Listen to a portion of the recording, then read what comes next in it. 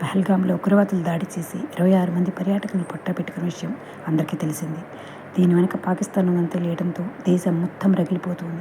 ఎప్పుడెప్పుడు దాయాదికి తగిన బుద్ధి చెప్పాలా అని చెప్పేసి అందరూ ఎదురు చూస్తూ ఉన్నారు. పహల్గామ్ దాడి తర్వాత భారత్ పాక్ మధ్య పచ్చగడ్డి వేస్తే బొగ్గుమంటుందన్న విషయం అందరికీ తెలిసిందే. ఈ సందర్భంగా భారత్ పాక్ మధ్య యుద్ధంలో ఎవరి సైనిక ఆయుధ శక్తి ఎంత అనేది చూస్తే భారత్తో పోల్చుకుంటే పాకిస్తాన్ జనాభా పరంగా, సైనిక పరంగా, ఆయుధాల పరంగా, ఆర్థిక పరంగా, రాజకీయ పరంగా, అంతర్జాతీయ సహకార పరంగా అన్ని రంగాల్లో వెనుకబడి ఉంది. ఇప్పటికీ అడుగు తినే స్థాయిలో ఉన్న పాకిస్తాన్ భారత్తో యుద్ధం వస్తే ఇంకా పాతాళానికి పడిపోతుందనే విషయం తెలిసినా ఆ దేశం కవ్వింపు చర్యలకు పాల్పడుతూనే ఉంది. మరోవైపు సైనిక పరంగా, ఆయుధాల పరంగా చూస్తే, రక్షణ శాఖ బడ్జెట్ పరంగా చూస్తే భారత్తో అసలు పాకిస్తాన్ పోటీ పడే స్థితిలో కూడా లేదు.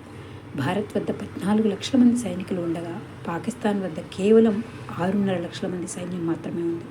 ఇక రిజర్వ్ ఫోర్సులు భారత్ వద్ద 11 లక్షలు ఉండగా పాకిస్తాన్కు కేవలం 5 లక్షలు మాత్రమే ఉంది.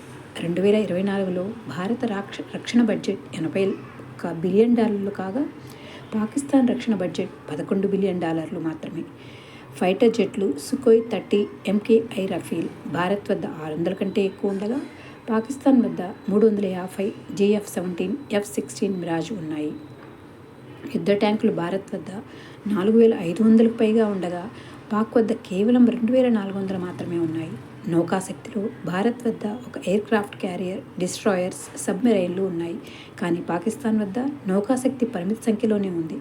ఇంకా న్యూక్లియర్ ఆయుధాలు భారత్ వద్ద 160 నుంచి 170 ఉన్నట్లు అంచనా.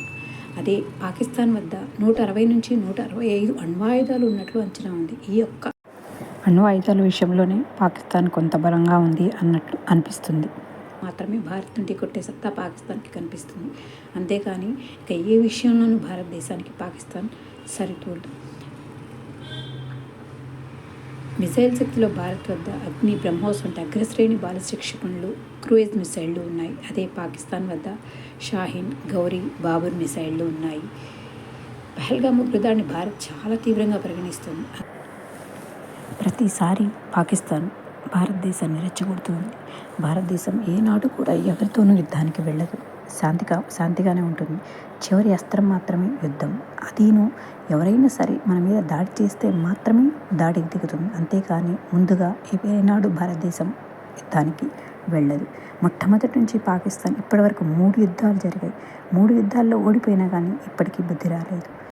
అందుకే అంటారు వినాశకాలే విపరీత బుద్ధి అని.